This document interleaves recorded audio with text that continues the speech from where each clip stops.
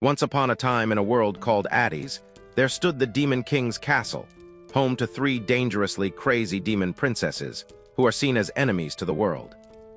Meanwhile, far away in demon territory, a goddess summons new heroes to fight against these evil princesses. Among them is a young man named Ryuko, who is completely confused about why he's here. Just moments ago, he was sitting in class when an earthquake hit. Now, he's in another world. The goddess gently apologizes and explains that they all died in their former world. But thanks to her summoning magic, they're alive again, now in the glorious Lux Empire. She reveals that peace in this world is threatened by demons and pleads for their strength to fight back. Before anything else, she asks them to raise their hands and display their status panels. The students do so immediately, revealing powerful titles and abilities. The goddess is impressed, and even the old, scrawny hermit beside her praises their potential as true heroes. Only Ryuko remains. Nervously, he opens his status window, but instead of a grand ability, he sees a cryptic riddle speaking of hardship, broken aspirations, and endless struggle. The hermit notices his confusion and asks if everything is okay. When Ryuko shows him his status window, the old dude frowns, clearly disturbed by what he is seeing. Suddenly, Ryuko's status screen turns blank with no powers listed at all. When the goddess sees this, she is horrified, realizing the boy is not a hero. Ryuko couldn't believe he is no hero like his classmates and immediately grabs the goddess, demanding to know what would happen to him now. But the rest of the students, seeing his aggression towards the goddess, start calling him horrible names. Their words cut Ryuko deep, reminding him of his painful past where no one ever believed his side of the story.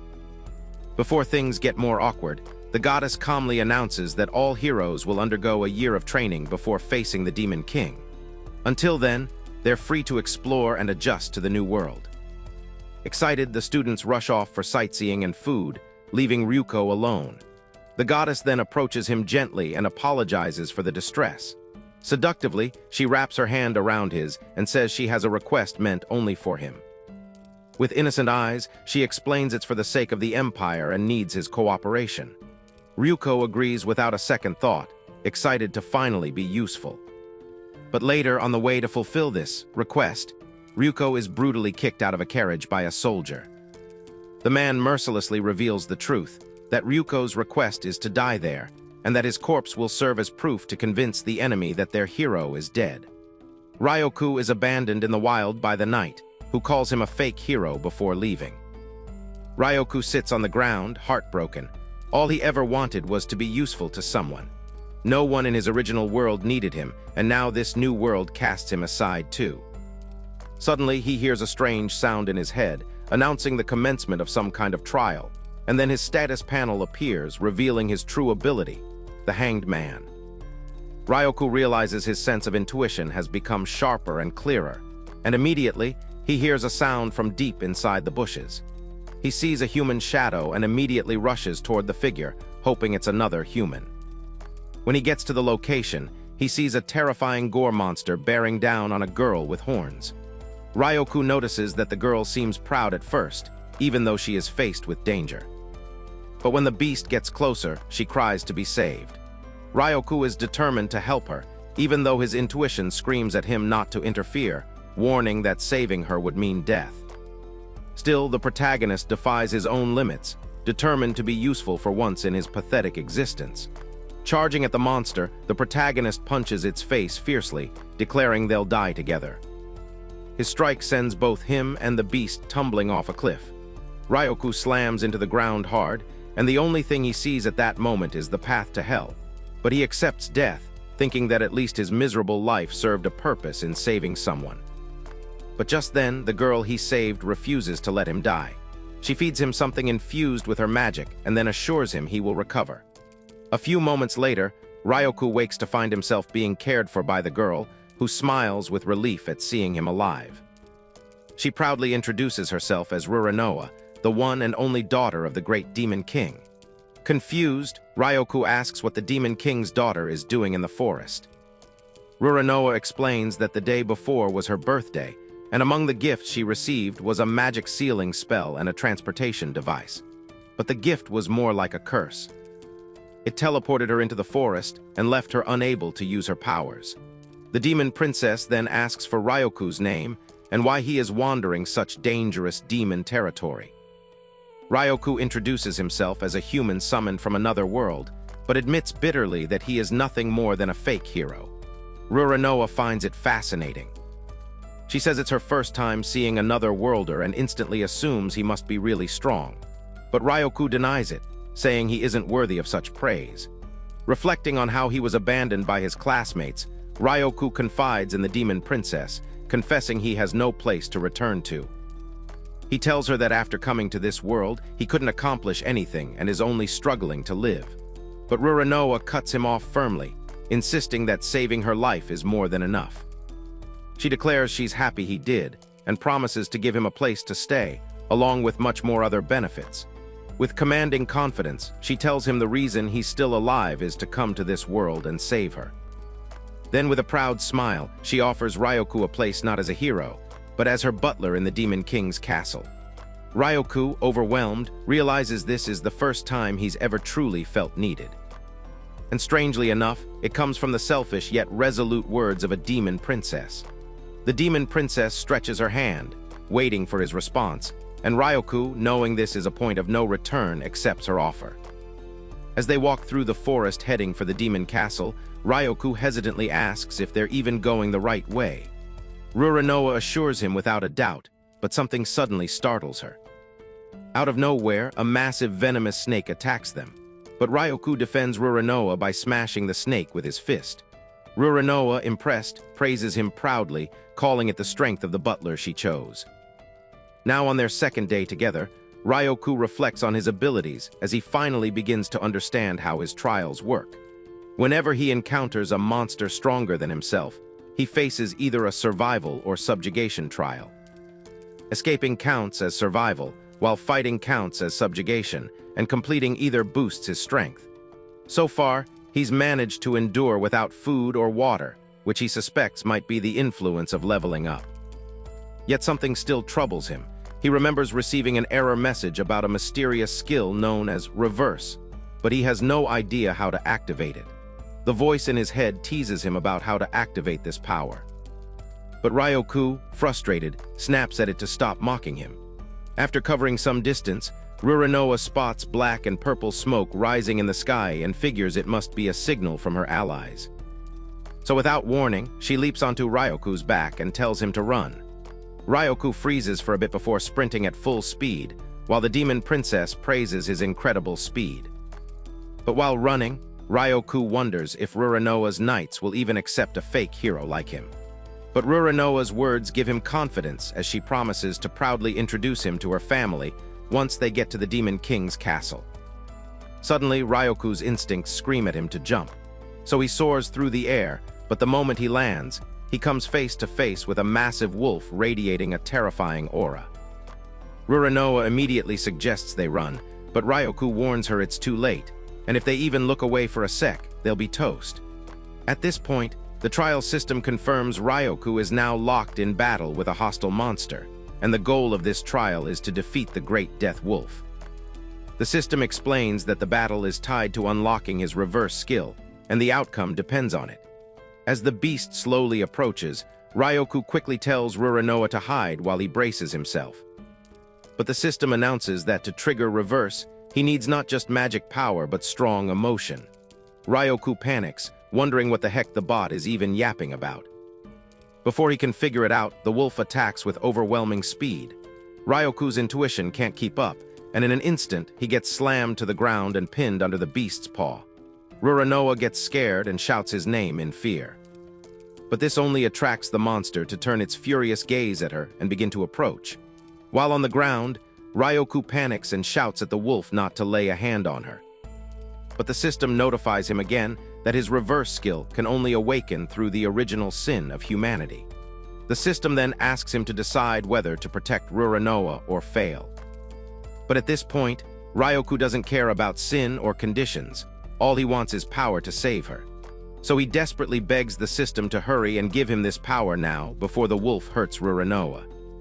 Since his level and magic power meet the requirements, the system finally accepts and announces the activation of the Hanged Man. In the blink of an eye, chains of black energy explode around Ryoku, and he transforms, wearing the greedy mask of death amidst an overflowing sinister aura. The wolf roars and attacks, but this time Ryoku activates a spell known as Genius, which binds the beast midair with strong dark chains and slams it into the ground. Ruranoa is stunned by her butler's new appearance and asks if he is still the same person. Ryoku assures her he is, but admits he has no idea what just happened. With the wolf overpowered, the system updates the trial, saying his task now is to render the wolf powerless, and if successful, he'll gain its dominion. Ryodo also notices that the wolf is in pain and realizes it's suffering from some kind of magical curse. So he decides to free it from its torment by activating Goblin's effect, which absorbs the beast's berserk curse and converts it into raw physical power. Once that's done, the wolf's strength returns, and the system confirms the trial's success. The system then offers Ryoku Dominion, a chance to turn the wolf into his companion. But Ryoku rejects the idea and tells the massive creature he can't handle such a giant pet right now. Disappointed, the wolf whimpers softly, wagging its ears, but Ryoku promises that maybe one day, if it can shrink its size, they'll meet again. With the threat dealt with, Ruranoa embraces Ryoku tightly, praises him, and tells him he is indispensable. Then she vows to make everyone in the Demon King's castle acknowledge his worth. Days later, Ryoku finally wakes up, only to realize he's inside the Demon King's castle. He's greeted by Fina, the head maid, who informs him it's been 2 weeks since he was brought there. Shocked, Ryoku struggles to take it all in, but Fina quickly urges him to change clothes, saying the Demon King himself is waiting to see him. Now dressed as a butler, Ryoku stands nervously outside the black door of the Demon King's room. He recalls that the Demon King is Ruranoa's father, and supposedly the enemy of this world. His heart starts to beat fast as he wonders if the Demon King will unalive him on their first meeting. Still, he summons all the courage he has and steps inside the room. To his surprise, the Demon King seems like a cool dude, nothing like the terrifying image he had expected. The guy greets Ryoku casually, introduces himself as Alto, and then thanks Ryoku for saving his daughter. The Demon King even lowers his head, showing unexpected humility. With formalities out of the way, Alto tells Ryoku that he has something important to discuss with him and asks about his ability. Before Ryoku can respond, Alto says he heard Ryoku was deemed useless by the Lux Empire and asks if that's true. Ryoku confirms it and then opens his blank status window for Alto to see. Alto examines the status window carefully, and when he finds no abilities listed, he asks Ryoku directly what his ability is. When Ryoku replies that it's called the Hanged Man, Alto nearly has a heart attack. He explains that another name for Ryoku's ability is Arcana, and then demands to know who else has seen his status. Ryoku admits the first person to see it was the old sage back at the Lux Empire. This confirms Alto's suspicion. Alto then reveals shocking news. He tells Ryoku that his status was deliberately hidden, and the one responsible was that very same smelling old fart. Ryoku is shocked at this revelation and asks to know more about his Arcana ability. Alto explains that Arcana users are rare but immensely powerful, and only 21 exist in the world, of which the old sage who hid Ryoku's ability is one of them. When Ryoku asks why the old fossil would want to conceal his ability, Alto explains it's likely to prevent the Empire from exploiting his Arcana power. Alto then reveals a harsh truth. He says everything Ryoku was told about demons being the enemies of the world was nothing but manipulation by the human race. In reality, demons are a friendly race and don't actually control the monsters. Hearing this, Ryoku starts thinking with all his brains and arrives at a shocking realization. If the monsters were truly controlled by demons, then Ruranoa wouldn't have been attacked. Alto confirms he's right and reveals that the evil goddess of the Lux Empire is manipulating the summoned heroes, isolating them, and making them believe demons are pure evil. He explains it's a strategy to justify war and seize the demons' rich lands. Ryoku finds it annoying, realizing now how they were taken advantage of by the Empire. Alto then presents him with a choice. Return to the Empire, show his power and be accepted, or become his daughter's butler. Whichever decision he chooses, Alto promises to respect it, but Ryoku doesn't sugarcoat his feelings. He bluntly declares that the Empire can go feast on pig excreta for all he cares. His bold choice makes the Demon King burst out laughing, finding his sense of humor more interesting than expected. Alto admits his daughter had been begging him daily to hire Ryoku, and now he understands why. Ryoku thanks him, but worries if everyone in the castle will accept him. The Demon King reassures him that Ruranoa has already taken care of everything, and then wishes him good luck. Soon after, Ryoku finds himself standing in a massive arena with everyone staring at him like he just pooped himself. Ruru, chatting with two other chicks, sees him coming and then rushes up to greet him, relieved to see he's healthy again. She cheerfully tells him how worried she was while he was recovering. Suddenly, the two other girls approach, eager to join the conversation, so Ruru introduces them as her distant cousins, Nell and Zira. But Zira immediately gives Ryoku a cold glare as if he owes her money.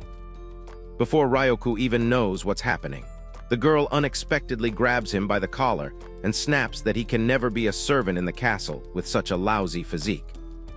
She warns him not to mess around and swears she'll never acknowledge him. Ruru quickly steps in, ordering Zira to stop bullying the poor boy and then remind her that the human saved her. Still, Zira won't back down. She declares that Ryoku must prove himself worthy to serve in the castle. Calling in one of her armored knights, wielding a massive halberd, Zira demands that Ryoku prove himself to everyone. She promises that if he manages to win fairly, she'll acknowledge him. Ryoku accepts the challenge and calmly adjusts his gloves. As the duel begins, the knight swings a heavy strike, but Ryoku doesn't make a single move. Luckily, Zira's knight misses and shatters the arena floor. With a smug facial expression, the knight then mocks Ryoku, asking if he is too chicken to even make a move. But Ryoku calmly replies the dumpster face that he actually saw no need to avoid his useless attack. Ryoku's cockiness pisses off the knight, who charges again, this time with murderous intent. But as the halberd comes crashing down, Ryoku vanishes, faster than my dad did, and reappears behind him, delivering a brutal kick to the back of his head. The dude nearly pukes his brains out. He blacks out instantly and crashes hard to the ground. The entire arena falls into stunned silence as the crowd cannot believe a human just dropped an elite demon knight. Zira hisses in disappointment, unable to believe Ryoku actually has a backbone despite his stickman physique. Accepting defeat, she finally steps forward and declares Ryoku the victor of the duel. Ruranoa, filled with pride, immediately rushes to her butler's side, announcing that with all doubts cleared, they'll be holding a welcome party for him. But as she turns to leave, she is stunned to see Ryoku kneeling with a hand over his chest. He pledges to serve her with all sincerity, and this unexpected gesture makes Ruranoa blush. Meanwhile, in the Lux Empire, the evil goddess, shedding crocodile tears, announces Ryoku's death to his classmates. But none of the snotty brats care. Some even mock him for being a worthless, powerless virgin. Elsewhere, the old hermit learns of Ryoku's survival from a strange black bird. The bird also informs him about the mysterious death of the great wolf in the forest, and then demands that he stop interfering with the hanged man's fate. The old hermit questions why the bird is so obsessed with the boy, but then shrugs, saying he no longer has any further use for him anyway. All he wanted was to push Ryoku down the path of revenge against the Lux Empire. Still, the bird warns the old geezer not to meddle with Ryoku anymore, or this time it won't stay silent. Before long, in the forest, a beast-eared girl twitches her nose while following a certain scent. The trail leads her to the looming Demon King's castle, where she excitedly whispers that she's finally found her master. Meanwhile, inside the castle, our boy sleeps peacefully until suddenly the beast girl crawls into his bed. Startled, Ryoku wakes and finds the mysterious girl curled up beside him. Confused, he stumbles back while she smiles warmly, calling him master, saying Shuvate has returned, only now smaller. Ryoku can hardly believe it. He blurts out in shock, demanding to know who this plotless girl is. The Demon King enters Ryoku's room and is just as surprised by the girl's presence and demands to know what exactly is going on. Ryoku quickly replies that he has no idea, but the wolf girl, Shuvate, simply explains that her master saved her from pain and suffering in the forest. Ryoku still can't wrap his head around what she's talking about. So Shuvate explains further that her master once told her to come to him once she gets smaller. And now, here she is, small and flat. Ryoku is left speechless as he finally recalls that the unkempt-looking girl was the giant wolf he defeated back in the forest. It is revealed that in the past, there once existed a race known as the werewolves, capable of changing their appearance and wielding magnificent powers. But humans saw them as a threat, and with the help of the elves, wiped out the entire race. Only one werewolf survived, and in its thirst for revenge, it devoured half of the great forest where the elves resided. Terrified of its power, humans named it the Death Great Wolf.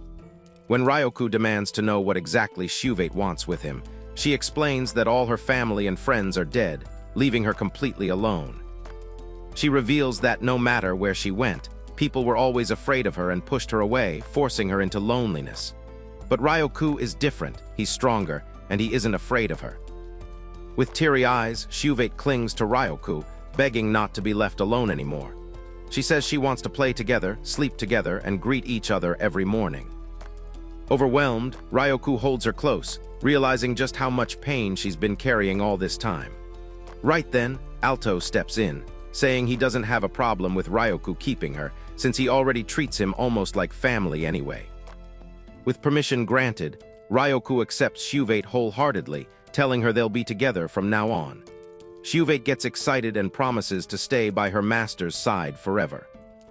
Later, Shuvate is all cleaned up with fresh clothes and neatly combed hair. She looks far less wild now, but to Ryoku's shock, she's wearing a muzzle. Ryoku tells her there's no need for it, but Shuvate insists, saying she's hoping it would make her look less frightening. She then asks Ryoku to exercise his dominion right over her. Though Ryoku finds the idea unsettling, he goes through with it, and Shuvate wags her tail happily, saying she's glad to be tied to him. While their conversation is ongoing, Fina suddenly bursts into the room, informing Ryoku that the 3 demon princesses are ready for their tea party, and as their butler, he must serve. At the dining table, Ruranoa, the first demon princess, angrily says there's a serious problem. The other princesses, Nell and Zira, curious about what the issue might be, say they would like to hear the details. Ryoku walks in carrying a tray of sweets, but the atmosphere is tense, especially under Zira's suspicious glare. However, Ryoku stays calm and serves the sweets. The moment the princesses take a bite, their faces lighten up and they exclaim how delicious the sweets are. Ryoku admits he made them himself, surprising everyone.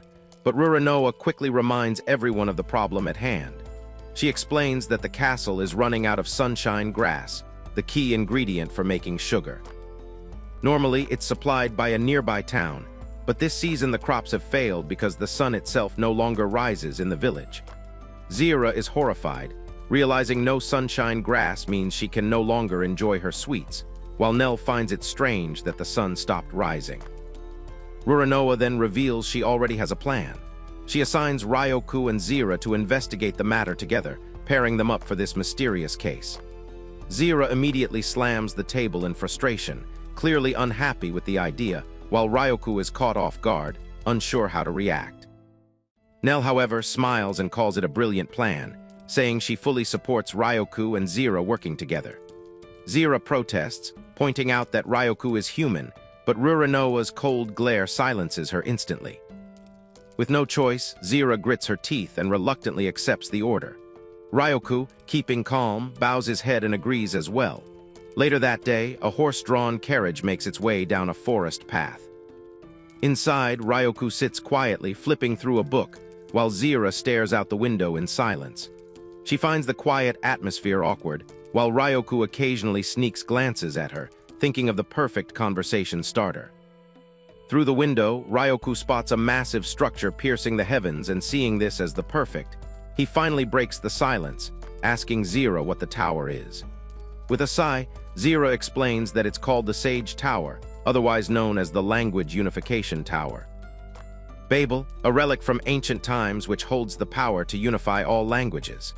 Ryoku listens carefully and quickly realizes that the tower must be the reason he can speak and read normally in this world, despite being from another one. Grateful, he thanks Zira for the explanation, but she brushes him off coldly. To her, his politeness sounds fake, nothing more than flattery to curry favor. She snaps that nothing he does will ever change her view of him being shady. Ryoku is stunned by her harshness, unable to understand why she's being so hostile even when he's trying to be friendly. After traveling a few more miles, Zira finally informs Ryoku that their destination is a human village and that his job is to gather information from the villagers. Ryoku accepts the task without complaint, reasoning that it's probably for the best. Still, he can't help but wonder about Zira herself. Unlike the other two demon princesses, she looks completely different. When he cautiously asks what race she belongs to, Zira shoots him a deadly glare and coldly tells him it's none of his business. Meanwhile, back at the demon's castle, the other princesses share tea, quietly hoping Ryoku and Zira will at least find a way to get along, even if just a little. Ryoku and Zira finally reach the human village and notice nothing seems out of the ordinary. The sun is still up, and the sunshine grass looks perfectly fine. But then, without warning, the sun vanishes, and the entire village is instantly swallowed in darkness. Ryoku panics and demands to know what's going on, but Zira stays calm, explaining it's probably some kind of magical barrier. Suddenly, a muscly ogre attacks from nowhere, but Zira reacts instantly. In one swift strike, she sends its head flying before it even has a chance to roar. Ryoku freezes, stunned by her sheer speed and strength. As the monster's head and body drops heavily to the ground, Zira warns Ryoku that monsters grow more active at night and orders him to stay alert. A little later, Zira sends Ryoku ahead to the village while she stays behind to scout the area. Nervously, Ryoku walks through the bushy path until the trees part to reveal Evernight Village. Inside, he's greeted by the locals who thank him for offering to investigate. One girl says the situation is quite troubling and complains that without the sun, laundry won't dry, while a dude then directs Ryoku to an old woman at the inn who might know more. As Ryoku heads to the old woman's inn, he soon runs into Zira, who startles him with her usual bluntness and joins him to the destination. Getting to the inn, they meet the old woman who claims she saw a dragon howling at the moon from the mountaintop. Ryuko asks her if she is sure because old people lie a lot, but she confirms it, saying even though no one else believes her, the memory is etched into her mind. Ryoku listens carefully, and this time he believes her. Dragons may be myths to others, but something about her story feels real. After leaving the old woman's place, Zira suggests they rest for the night and continue the investigation tomorrow. Ryoku notices her honesty feels strange and wonders if something must have happened to soften her attitude toward him. That night, they both enter separate rooms and bid each other good night. Later, alone in his room, Ryoku flops onto the bed, frustrated. He thought he and Zira were starting to get along, but the distance between them still remains. With a sigh, he admits to himself that he's never been good at talking to girls anyway. Even in his old world, he was just a gloomy loser with no friends. That night, the entire village is shrouded in silence. Ryoku tries to sleep, but instead he dreams of a haunting voice calling him a murderer. Jolting awake, he's shaken by the nightmare. Once he finally gathers himself, he decides to check on Zira. Heading out, Ryoku learns from the innkeepers that Zira left for the mountains alone, looking unsteady. Alarmed, he hurries after her, determined not to let anything happen on his watch. As he enters the forest, he notices strange signs. He sees the severed head of the monster they defeated earlier lying on the ground, but completely drained of its tomato sauce. The protagonist starts to panic, realizing something far more dangerous is at work. Rushing forward, he comes across carcasses of animals littering the path, all drained dry. His unease grows, and he silently prays Zira is all right. Suddenly, he hears the sound of rushing water. Following it, he reaches a river, and there, under the moonlight, he freezes, seeing Zira standing in the water, her body scarred, and her sword still in hand. The sound of his footsteps gives him away, and Zira immediately turns with sharp, hostile eyes. Ryoku panics, hurriedly stammering an apology for seeing her bare body. But before he can say more, the crazy girl lashes out with a brutal kick to his chest, pins him to the ground, and accuses him of seeing her wounds. Looking up, Ryoku sees her fangs glint under the moonlight, with blood stains all over her mouth, and finally realizes Zira is a vampire. But for stumbling upon her secret, Zira coldly declares the boy must die. Zira insists that because Ryoku now knows her true identity, he must die. She says she cannot risk the world or even the Demon Kingdom discovering what she really is.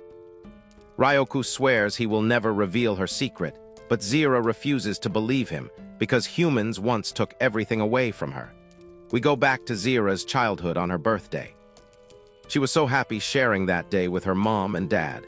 It was everything she wanted, a modest but peaceful life with her parents. While playing outside that day, Zira met a cheerful neighbor who praised her beauty, saying she would definitely be as pretty as her mother. That day was almost perfect, until suddenly little Zira heard her backbone crack. Before she could figure out what was happening, black-colored wings erupted from her back. The neighbor gasped in horror and called her a monster. Back at home, young Zira begged her mother for answers, asking if she was truly a monster. But her mother held her close, assuring her she was still her beloved child. Still, Zira couldn't shake her fear, so her mom and dad tried to comfort her, promising picnics and normal days to ease her heart. Suddenly, they heard banging on the door and shouting from outside. The voices demanded Zira be handed over, accusing her of being a vampire and the child of a traitor who once rebelled against the world. The parents panicked with fear but tried to hide it from their little daughter.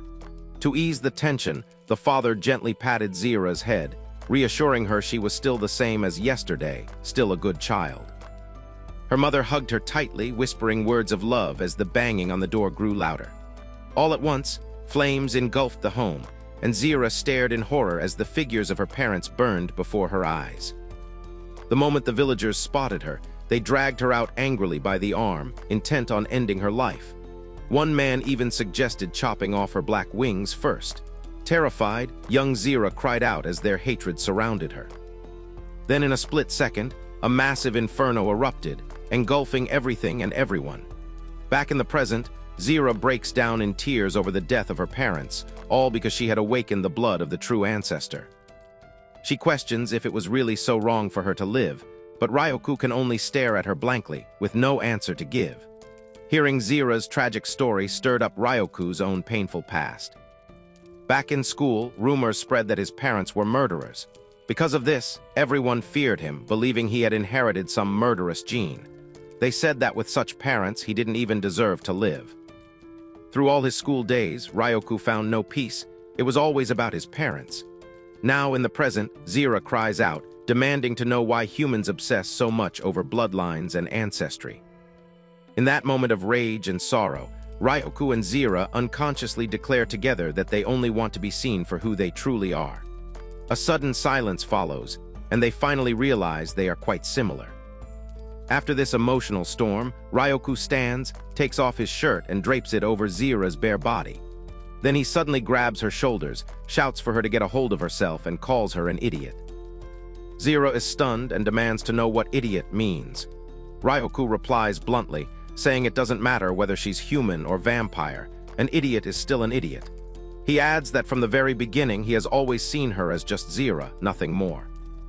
Zira gets irritated at his words, asking what he could possibly know since he's just another worlder. But Ryoku argues that whether she's a vampire or not, it makes no difference to him. Zira is touched, but she explains the reality of her existence. She says that as a vampire, she cannot survive without harming others. Ryoku counters, saying humans destroy their own for selfish gain, proving they can be far worse. He then opens up about his own pain, how his parents murdered their own blood relatives for money.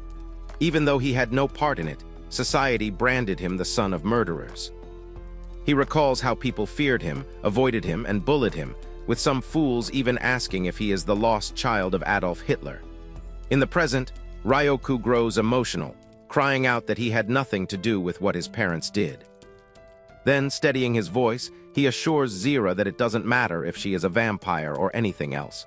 She is still herself.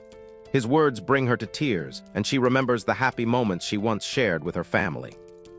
Ryoku reassures her further, saying that Ruranoa, Alto, Nell, and everyone in the demon castle love and treasure her just the way she is.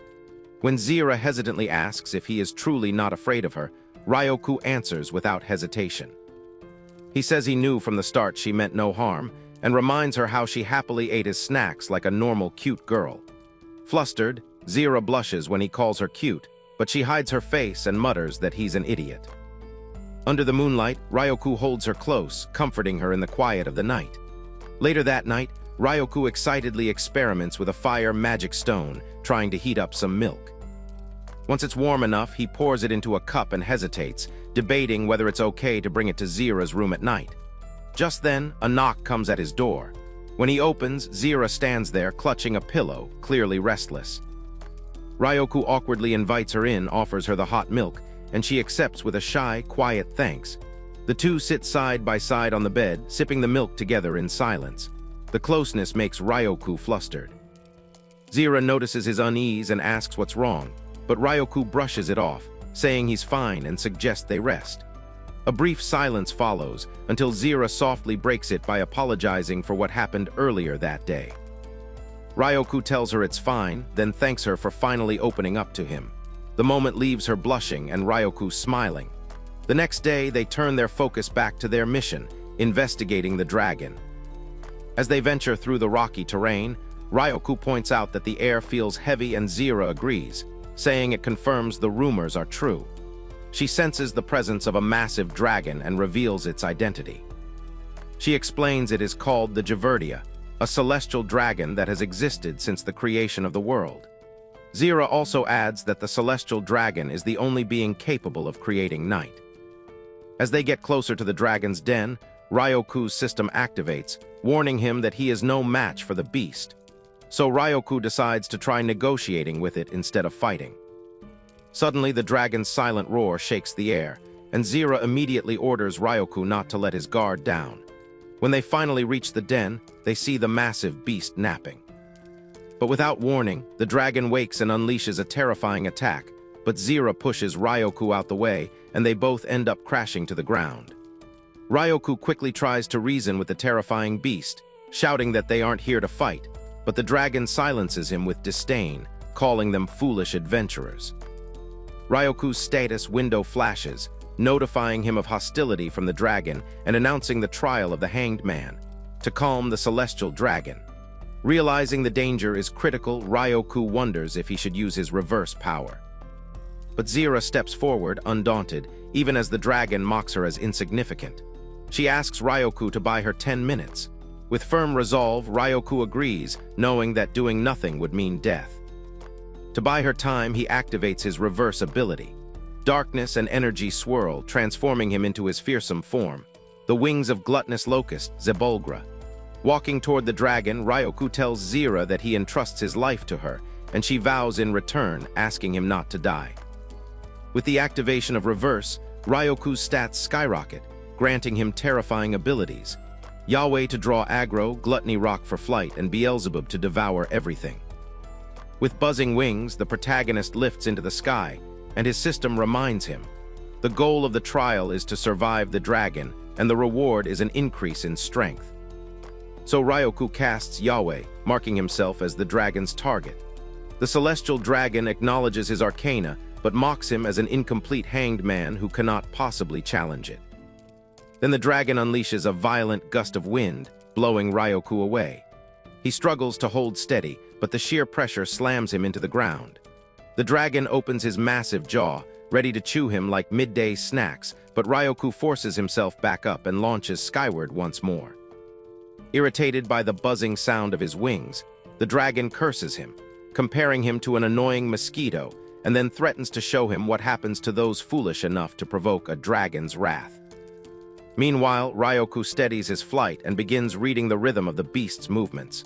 Then he notices something strange, moments where the dragon suddenly holds back his attack. Seizing on this, he challenges the celestial dragon to a deadly game of tag, but the dragon calls him a useless fly for daring to challenge her. Meanwhile, Zira stands at the top of the mountain with her eyes closed, channeling all her energy for the fight. When she opens them again, her presence radiates an overwhelming crimson magic that awakens the vampire Night King. The celestial dragon senses Zira's aura and realizes this is no longer a fight she can take lightly. As she prepares to unleash her full power, Ryoku launches forward, shouting that he won't let the beast lay a single claw on Zira. However, his assault backfires, and the dragon swats him out of the sky like a useless fly, sending him crashing hard into the rocks. Then the beast descends, declaring that Ryoku's provocations are worthless, nothing more than the buzzing of a winged insect. To end it all, she prepares to wipe both him and Zira out in one strike. Ryoku lies injured on the rocks, but senses something doesn't add up. Every time he fought with the mountain at his back, the dragon held back. Even now, she is capable of destroying the entire mountain, yet she chooses to descend and approach instead. Deep down, he can feel it in his gut that the beast is protecting something within the mountains. At that moment, the dragon attacks, but Ryoku fires back with his spell, Cerberus. Instantly, dark tendrils burst from his palm, ripping through the air to meet the dragon's fury head-on. This causes the mountain to shake, and a massive explosion follows after. The impact sends Ryoku crashing to the ground, leaving him bruised and completely drained of magic. The dragon, however, steps forward unscathed, ready to crush his skinny body beneath her massive paw. Ryoku lies helpless, watching death approach, too drained to move. Yet he feels no fear, because suddenly, Zira stands in front of him, ready to defend. She apologizes for taking all the time in the world and then swears upon her blood to take over. With her sword raised to the sky, the vampire girl unleashes the powers of the vampire Night King and vows revenge against the dragon. The celestial dragon reels back in shock, recognizing Zira as a direct descendant of the true vampire line. Zira embraces the cursed heritage, but this time she claims it as her own power. She proclaims herself the one who conquered the sun, a true daywalker. Her bloodline's strength is the greatest in the world. Even the mighty dragon hesitates. When the celestial beast tries to attack, Zira unleashes the power she had always sealed within her sword, determined to protect those who are important to her. Her blade erupts with the force of the vampire lord, and she strikes the beast with overwhelming might. She doesn't stop there. With a final spell, she drains the celestial dragon's magic, and the beast collapses in sudden weakness. Ryoku's system immediately confirms his survival against the celestial dragon and rewards him with increased strength and mana. As silence falls, Ryoku and Zira cautiously approach the beast, hoping to talk things through.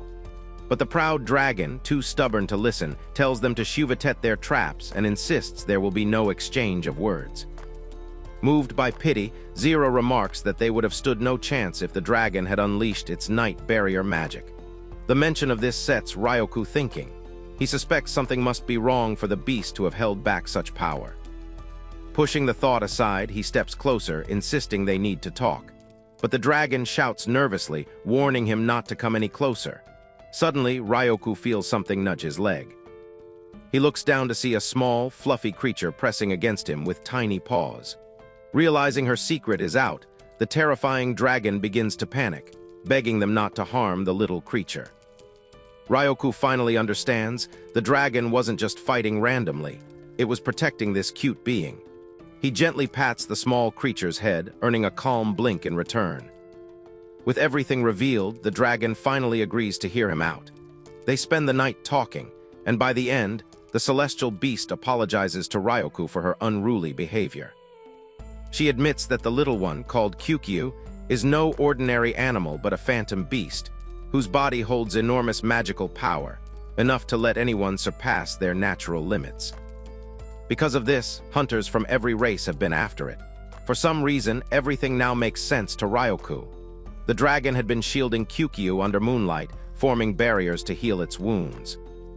That was why night never ended in the village. When Ryoku asks if the adventurers are still after Kyukyu, the dragon sadly admits they are, revealing that the hunters had placed a marking on Kyukyu for easy tracking. As the tension eases, Ryoku asks the dragon to accompany them to the demon castle. She accepts, soaring into the sky with everyone riding on her back. Enjoying the smooth and steady ride, Ryoku thanks Urdia for carrying them. But the dragon brushes it off, saying it's simply repayment for protecting Kyukyu. As they fly, Urdia compliments Ryoku's Arcana. She notes that despite being incomplete, he still showed impressive control over his abilities. Ryoku thanks her, but admits there's still a lot he doesn't know about his skill, and then politely asks Urdia to explain more about his Arcana. Urdia agrees and explains that there are 21 Arcana in total, each holding immense power. Some are passed down through succession, where a successor appears once certain conditions are met. Others appear at random as godsend, where the who, when, or where is unknown, like in Ryoku's case. Ryoku gets it, but what he doesn't get is why Urdia had called his Arcana incomplete. To answer, Urdia reveals she has met previous hanged man wielders, and compared to Ryoku, their strength was insane. Hearing this, Ryoku swallows hard in fear, but realizing there's still hope for him to grow stronger, he vows to do so not just for himself, but to protect Ruranoa and everyone waiting at the Demon King's castle. Suddenly, Zira starts getting pale. Ryoku notices this and asks what's wrong. She explains that her vampiric impulses are flaring up after overusing her magic. Ryoku then does something unexpected. The guy offers his neck on a platter for her to drink from. Unable to resist the sight of his exposed, juicy neck, Zira apologizes, promising to be gentle, and begins to suck greedily. But the girl refuses to stop, and Ryoku soon feels she's overdoing it. At that moment, his system activates, notifying him that the conditions for the succession of the vampire Arcana have been confirmed. Ryoku suddenly blanks out, only to awaken in the castle staring at a strange figure in a horror mask from Temu. Shocked, he realizes the voice belongs to Shuvatvate, now dressed in new clothes designed to match his own. She explains that with this new disguise, she can hide her true appearance even outside, and can now tag along in investigations with her master.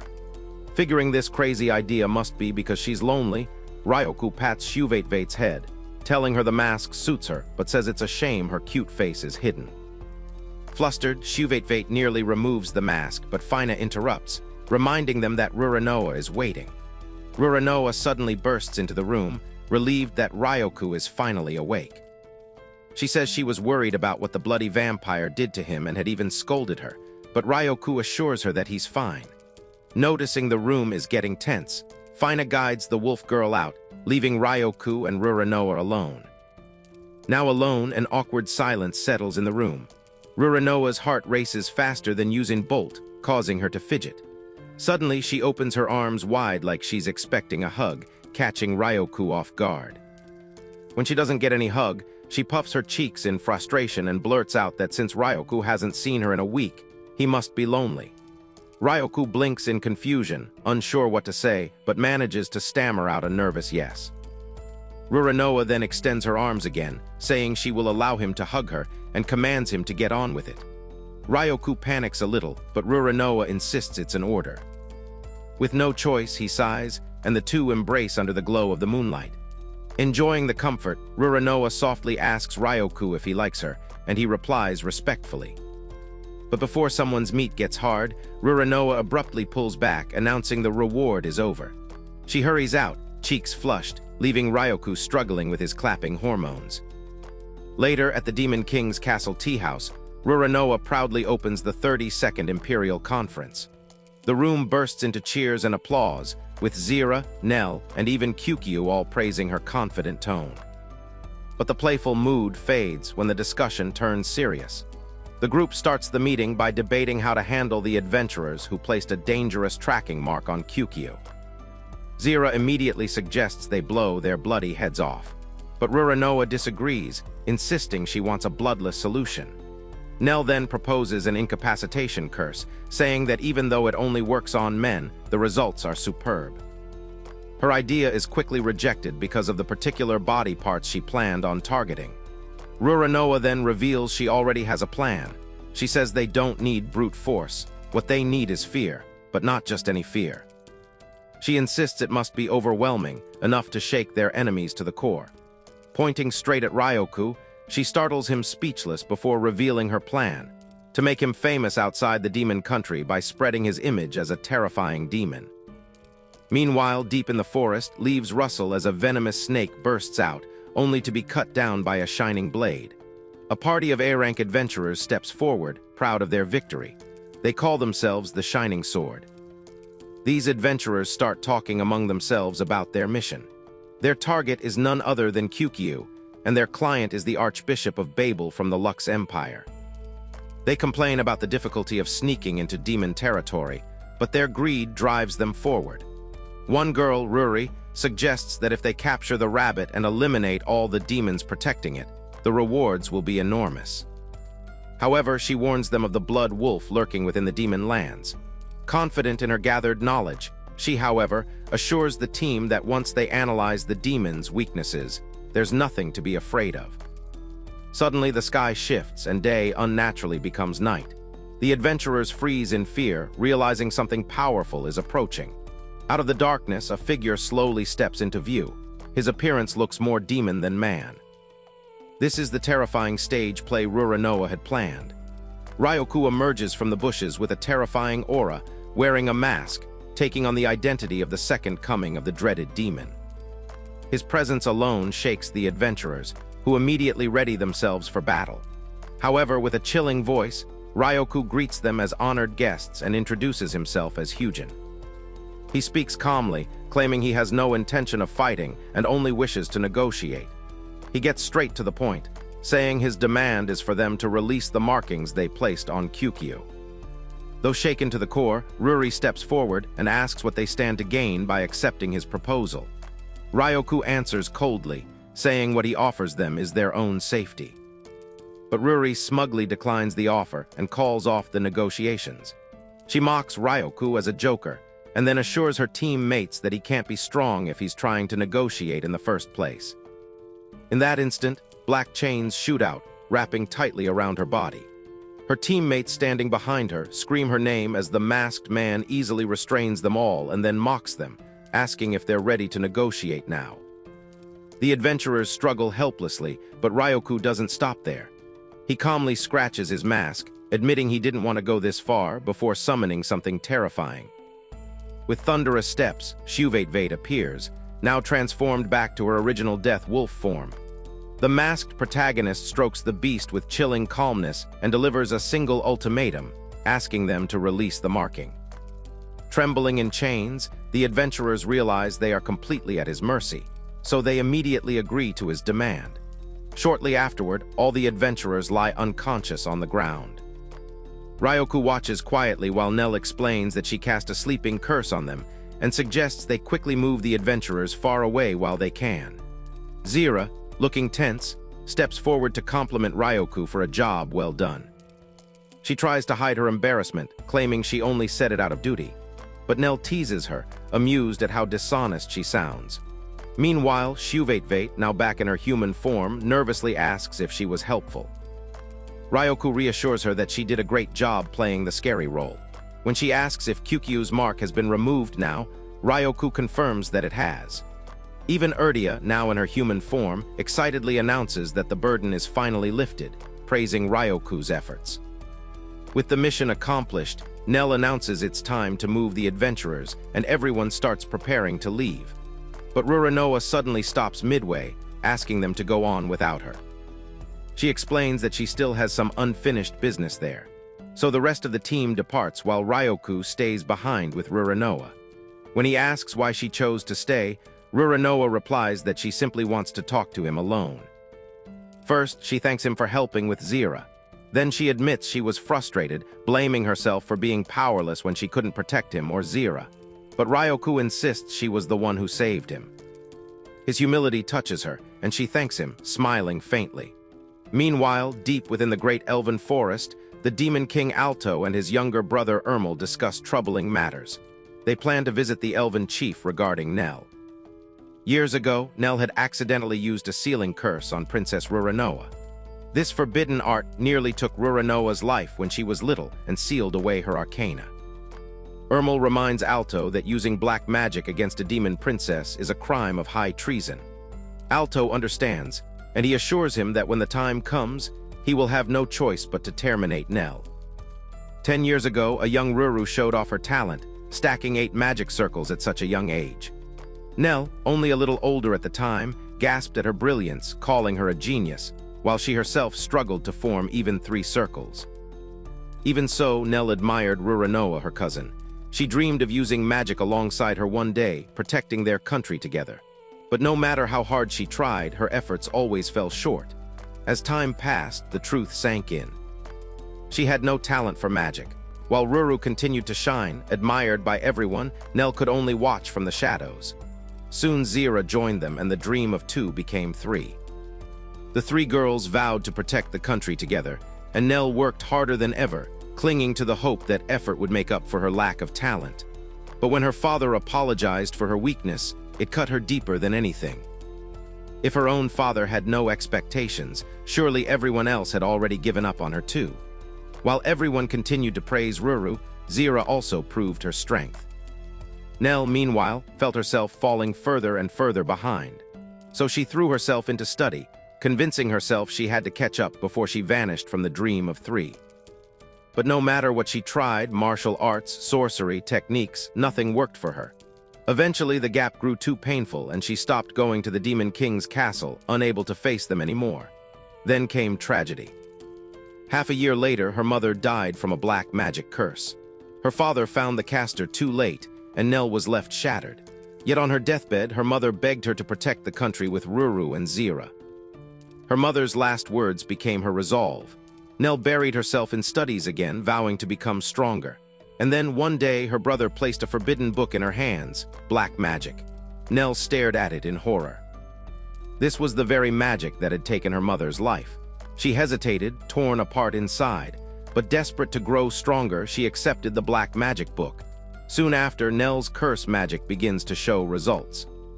She destroys a monster right in front of Ruranoa and Zira, leaving them shocked. Ironically, the girl who failed at normal magic discovers she has extraordinary talent in black magic. She begins researching day and night, finding new ways to strengthen her curses. The magic feeds on her emotions, malice, resentment, and hostility.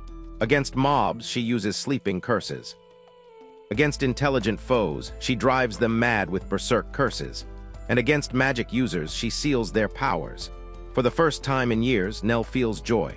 She can finally fight alongside her friends and fulfill her promise to her late mother. But deep down, her conscience whispers that this is the very art that took her mother's life. One day, a filthy blood wolf blocks their path. Nell panics and wants to run, but Ruranoa steps forward calmly, summoning her dazzling, radiant magic. The light cuts through the wolf beautifully, leaving Nell in awe. Compared to her filthy curses, Ruranoa's magic shines like perfection, and the gap between them never closes. While Ruranoa perfects her pure magic, Nell sinks deeper and deeper into black magic. Then comes the moment that changes everything. Faced with a snake monster, Nell insists she can fight too. She casts her first ultra-black magic, an incapacitation curse meant to disable her opponent's skills. But the spell spirals out of control, exploding in a violent blast. At first, Nell brushes it off, knowing the spell only works on those she holds resentment toward. But to her utter shock, the black magic hits Ruranoa, knocking her unconscious. Suddenly, a system activates, notifying her that the succession of the devil has begun, and the condition of performing black magic against a blood relative has been met. From that day, Nell's path is sealed. She is fated to become the devil. Back in the present, 2 weeks later, Ryoku is summoned by Alto and Ermel to discuss Nell. Before starting, Ermel asks Ryoku if he is willing to die for Ruranoa's sake. Without thinking twice, Ryoku declares that if he must die, he wants it to be for her. Moved by his answer, Ermel bows and pleads for Ryoku to risk his life. He explains that Nell is heading alone into one of humanity's greatest dangers, the Great Sky Hole, and begs Ryoku to save her. Alto jumps, explaining to Ryoku about dungeons and how they work. He tells him there are dungeons where no adventurer has managed to reach their deepest parts, and the most dangerous of them all is the Great Sky Hole. The Great Sky Hole is infamous for hiding the mythical panacea, a divine medicine said to cure every illness, wound, and curse. He suspects that is where Nell has gone alone. He adds that the reason is tied to Ruranoa's incapacitation curse that Nell cast years ago, but was too young to undo when it went haywire. However, reaching this dungeon won't be easy. The Great Sky Hole appears only once every half year, protected by barriers and dangers no ordinary person could face. Only Arcana holders can resist its defenses. Ryoku listens quietly as the weight of the request presses on him. Finally, he assures them he'll go to the Great Sky Hole, but he won't be going alone. He'll be joined by Zira, but not Ruranoa, since she is practically useless in combat. Just as the plan begins to settle, another wild card barges in. An elf girl storms in, announcing her presence to the Demon King. Alto has been expecting her, so he asked Ryuko to take her to Zira's room. But before then, he introduces her as Imra, the chariot, and says she's there as a helper from the Elven Kingdom. Ryoku then takes Imra to Zira's room, and on getting there, Imra bangs on the door non-stop, yelling to have a duel with Zira immediately. As the door swings open, Zira appears in nothing but her underwear, apologizing for keeping them waiting. Ryoku freezes in shock seeing that lovely sight, and Zira panics, but Imra refuses to calm down, still demanding a fight. But a few minutes later, when things finally cool down, Zira agrees to accompany Ryoku to the dungeon since Nell is like a sister to her. That settled, Imra then announces that they will be heading to the dungeon with the griffin she bought. But then, she mentions she is less interested in the giant hole and is more interested in the demon in a black suit she has heard so much about. According to the rumor she heard, this demon crushed an S-rank party and also tamed the death-mound Great Wolf. Filled with admiration, Imra states that this demon carries the scent of an overwhelmingly powerful man, one she will love to make her husband if she realizes that he is stronger than her. But Zira immediately flares up in jealousy, and Imra playfully teases her, asking if she's secretly in love with this demon. Before long, the castle gate opens as the team departs for the mission. Ryuko, however, reflects on the situation of things. He realizes Nell's actions are driven by guilt, not true dedication, which reminds him of how he once felt when he first met Ruranoa. Determined, Ryoku decides he won't let Nell face everything alone, and just like Ruranoa once saved him, he vows to pull Nell back, even if it's by force. Ruranoa suddenly appears, admitting she doesn't want Zira or Ryoku to risk their lives, yet she still wants to save Nell. She asks if she is selfish for thinking this way. But Ryoku places his hand over his heart, assuring her that indulging her wish is his reason for living. At his words, she gets excited again and firmly commands Ryoku to bring back her foolish sister. Ryoku then bows with Zira and Imra by his side, promising to do as she has commanded. With that, the team takes flight on the griffins, soaring toward the great sky hole. As the winds rush against them, Ryoku grips Zira tightly to avoid falling. Several hours later, Ryoku notices a shadow across the sky. It's the enormous black void of the great sky hole, crackling with ominous energy. But suddenly, they see Nell ahead of them fleeing on her dragon, determined to enter first. Ryoku's heart pounds, realizing she's moments away from vanishing inside before they can reach her. To avoid that, Ryoku readies himself to jump off the griffin. Before then, he calls upon enchanting magic to make his body light. The girls watch in shock as he soars upward towards Nell and her dragon. He closes the distance fast and grabs the dragon's tail midair, refusing to let go. The dragon, unable to sustain both of their weights, drops them. But while on the air, Ryoku pulls Nell close, vowing not to let her face this alone. But suddenly the two get swallowed by the black celestial sphere, and they vanish instantly into its depths. Inside the black hole, Ryudo, unconscious and disoriented, realizes he can't move. In his head, a voice greets him casually, calling him the Hanged Man. Ryudo identifies the presence. It's none other than the sovereign dragon. The dragon then introduces itself as Palanda Megiddo, one of the 3 dragon pillars. When Ryudo asks about the whereabouts of Zira and Imra, Palanda explains that they were scattered elsewhere within the great sky hole. The dragon then warns him to pay attention if he wants to survive. Palanda begins explaining the terrifying truth of the dungeon. The Great Sky Hole, also known as the Black Celestial Sphere, is actually an ancient research facility built to study the mysterious Arcana. Beings with Arcana were experimented on and then slaughtered endlessly inside this place, creating a perpetual machine of suffering. To balance the endless curses and deaths, the dungeon itself generated a countermeasure. The panacea, a miraculous elixir said to cure all wounds, diseases, and curses.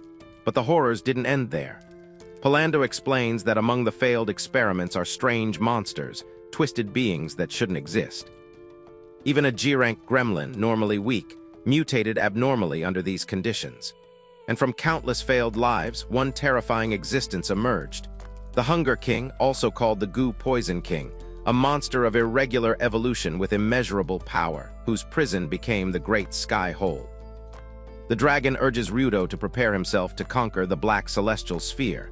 Ryudo feels the weight of this task, but Palanda assures him of support. Finally, Ryudo wakes to see Nell standing in front of him. Nell is relieved and suggests they meet up with the others and search for the exit.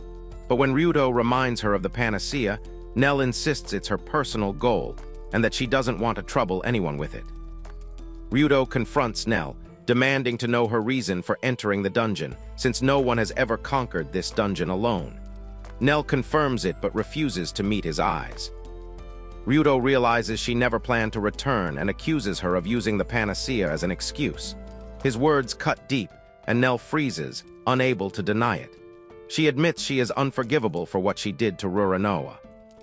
But Ryudo counters her, insisting this isn't about the past, it's about the present, and then demands to know if her self-destructive choice is really for Ruranoa's sake. Nell remains silent, unable to say a word. So Ryudo shouts that Ruranoa values her more than her abilities. Trembling, Nell refuses to believe it. She breaks down, admitting she once wished she had died back then, so she wouldn't have to see Ruranoa suffer because of her.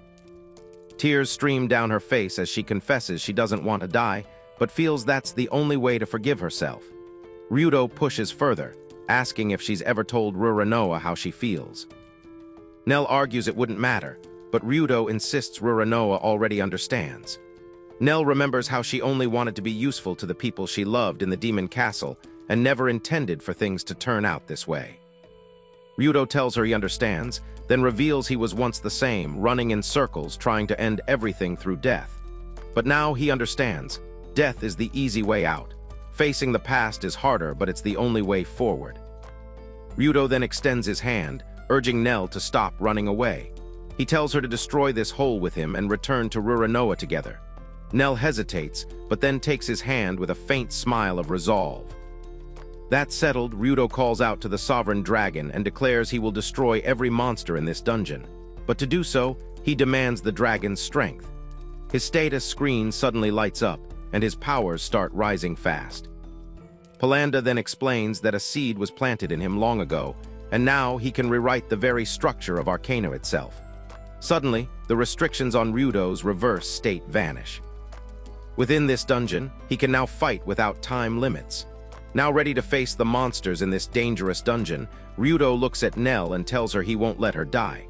He promises to protect her no matter what. That conviction awakens the power of pride, activating his reverse transformation. Flames erupt around him as Ryudo draws forth a weapon unlike any other. His form shifts, and his aura overflows with divine arrogance. His new form declares himself the blasphemer, wielder of the arrogant princess's sword, Noa Lupia. Meanwhile, in another part of the dungeon, Zira and Imra carve through enemies with ease, clearing their path. Even so, worry lingers in their hearts for Ryudo and Nell, and they earnestly pray the two are safe.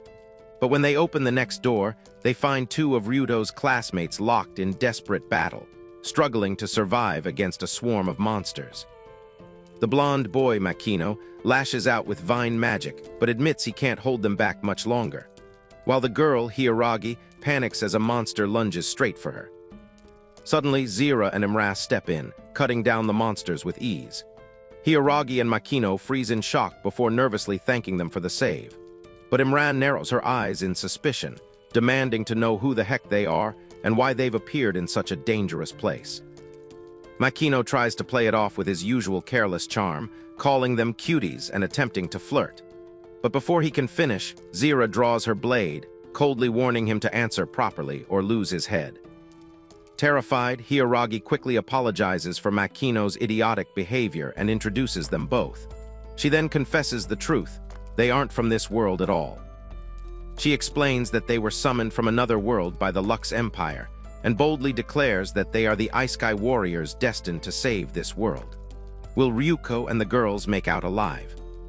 Comment HANGED man if you're hyped to see what happens next in part 2.